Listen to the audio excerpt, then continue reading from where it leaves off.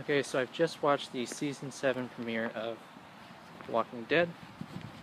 I should probably preface this by saying I did watch the show for several seasons, but I stopped a couple seasons before this one.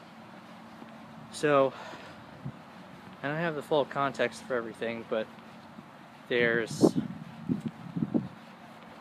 well, obviously it's very, very violent. It's kind of violent. The gore in it gets to the point of silliness, almost, and I feel like the narrative serves the purpose of getting you to the gore and the violence, or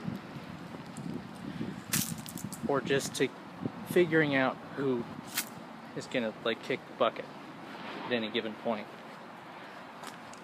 Feels like that's 90% of what drives that show. Again, I haven't watched it in several seasons, but that's what I remember, especially as it went on. Anyway, I think it's gratuitous for the sake of it. It doesn't really serve the story at all, and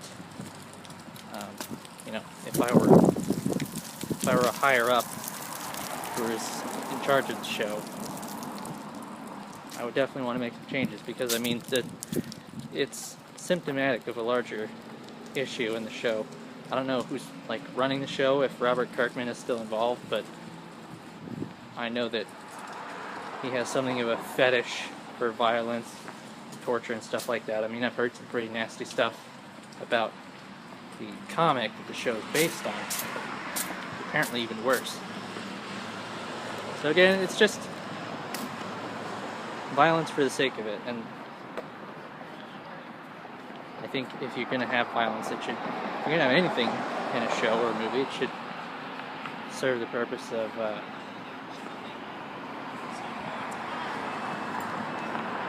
telling you more about the characters, or moving the plot forward, or something. I mean, this guy, the antagonist, I don't even remember his name. He's not even a real person. He's just a monster.